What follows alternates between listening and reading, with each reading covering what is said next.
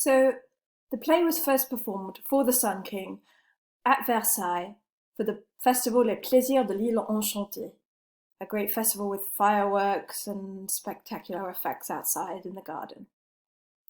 Tartuffe was performed, but then it met with great controversy, as we'll see. As I mentioned before, the text as we have it today is believed to be the third and final version of the play to appear in Molière's lifetime.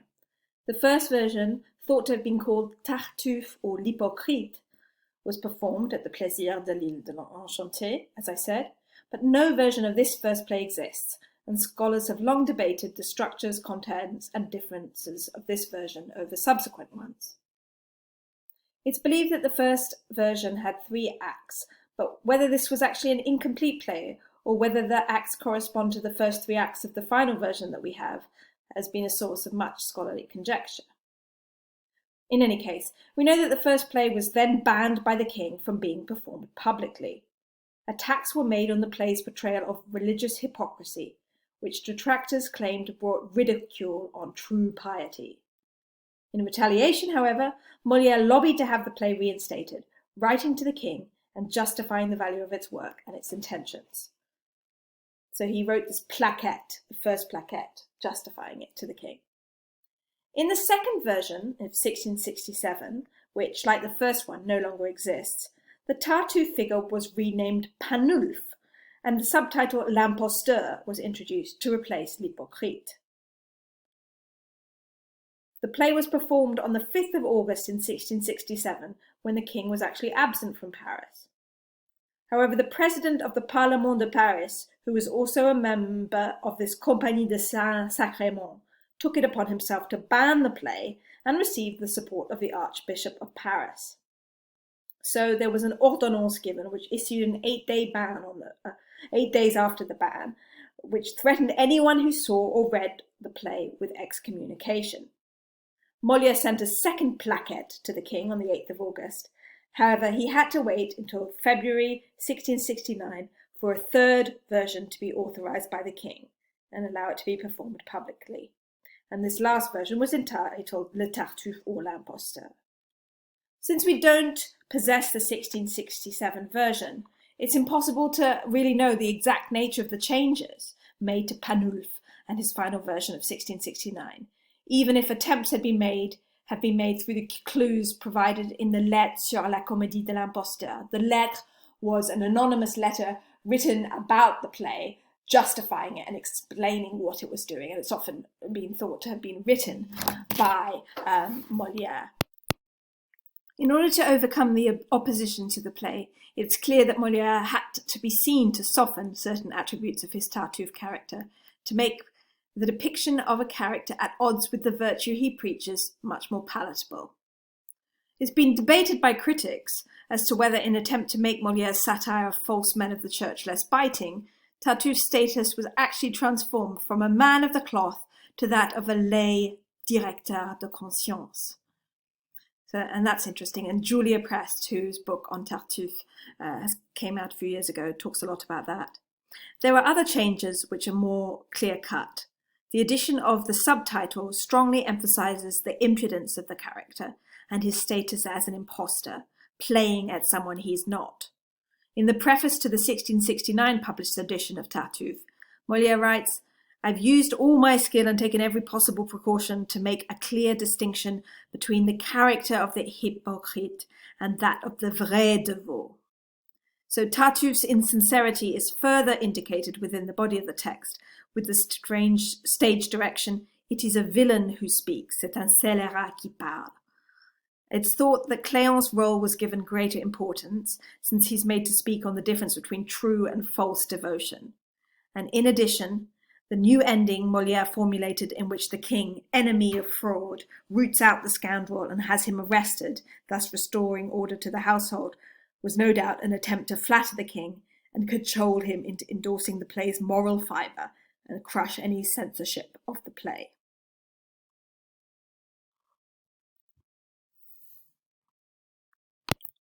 So I want to now think about the themes. What exactly is Tartuffe? As we've said, is he a directeur de conscience? He's a lay man who purports to have special religious focus in his life. And Molière is stressing the hypocrisy of people that claim to be religious but are actually not. So hypocrisy as defined within a specifically Christian framework is important for us to understand. The church had long voiced a concern over religious hypocrisy, denouncing false servants of the Lord, or as Christ called them, false prophets. So this troubling dimension of the hypocrite who uses the veil of religion and who has a secret duplicity within his heart, which only God can discern. So this type of hypocrite behaves differently from what he feels within himself, but he's not even conscious of the contradiction, deluding himself into believing that he is driven by devotion. So the church was keen to condemn such behavior rigorously, but the faux dévot figure was an ideal target, obviously, to be mocked. In the tradition of medieval anti-clerical satire, men of the church were depicted as hypocrites, not only in their thoughts, but also through their action, depicted in an exaggerated and comic fashion, indulging in sins of the flesh, avariciously eating, drinking, and fornicating. The hypocrite aims to be a man of God, but his baser instincts take precedence, and arguably Tartuffe can be seen in the same way. The revised Tartuffe, or Panulf, seems to be a modified version of the first Tartuffe, insofar as the falsity stems not from a weakness and lack of restraint, as we can suppose was evident in the first version, given the hypocrite of the subtitle, but rather from a more purposeful, willful duplicity, with l'imposteur of the subtitle underlining this. This suggests that the new character does not believe in the faith he professes, but merely uses his position as a holy man as disguise.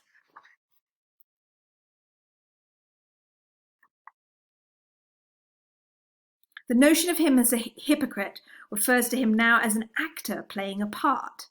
The Tartuffe character is thus henceforth of the breed of many of the comic stage liars who pretend to be other than they are. This definition of hypocrisy is not restricted to its religious meaning, but also includes dissembling in more general secular terms. And I think this particular inflection gives weight to the theatrical dimension of the character, which is often a defining feature of stage liars. So in the same way that Molière has other charlatan figures in other plays, such as fake doctors, rehearse a set script or use certain props and play up to the audience's expectations of their officious task, as you can see, for example, in Le Malade Imaginaire, the Tartuffe figure in this play is presented as having mastered the mise en scène of his own part. We see him employ religious language, draw attention to his wearing of a hair shirt, and when his place in the house is threatened, he plays the role of a humble servant of the Lord who forgives his enemy and thinks he merits little. Tartuffe's reaction to Damis's accusation that he had been trying to seduce Elmire is striking, since Molière imbues it with a particularly sophisticated twist, one which feeds upon and exploits the truth about the character and his interlocutor's expectations.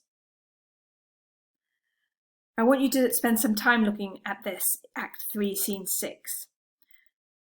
Tartuffe proves to be most adept at exploiting the truth of the situation and perverting it for his own purpose. So easy has his task of deception become that he playfully indulges in parading the truth right in front of his victim, secure in the knowledge that it will not change Orgon's assurance of his virtue. This deceptive use of sincerity, or klusamos, as it's known in rhetorical terms, has a particular impact owing to the dramatic irony it arouses. The audience is all too aware of the manipulation of the truth and of the underlying situation. Employing the truth for deceptive purposes, Tartuffe tries to hide his treachery by admitting to his weakness.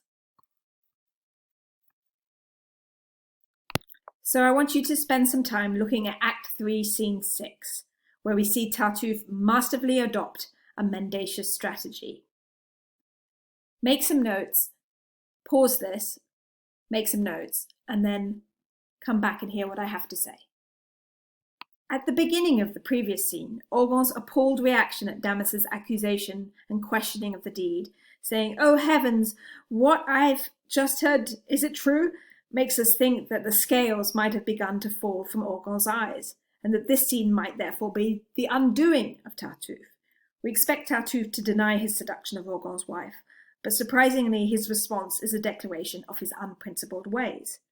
He agrees with Damas's accusation and declares, "Oui, mon frère, je suis un méchant, un coupable."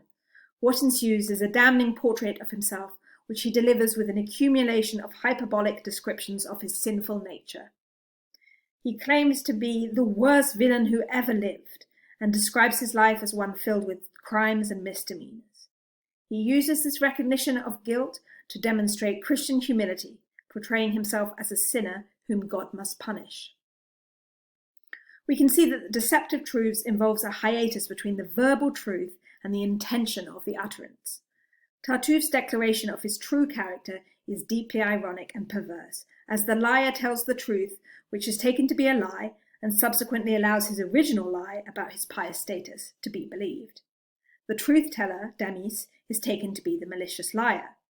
Indeed, Tartuffe, wearing the mask of the contrite Christian, goes so far as to discourage his victim from trusting appearances. It is particularly at this moment that we can observe Tartuffe reveling in his deceit. In emphasizing the danger of appearances, he displays his own charade and taunts Damis by telling him that he can accuse him of any crime, and he even wills him to do so. The subtext is clearly that it will make no difference, and he even welcomes such an abuse in order to turn it to his advantage.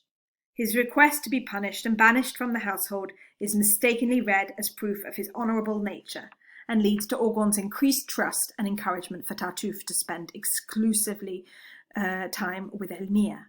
By stating his untrustworthy nature, he inspires further confidence in Orgon. Although I've indicated the way in which the character of Tartuffe uses the truth for his charade, this is a strategic and varnished view of the truth. He's careful to avoid addressing the concrete circumstances of the accusation, naming the account of his attempt to seduce Emilia. He shies away from dealing with the potentially incriminating details of the encounter.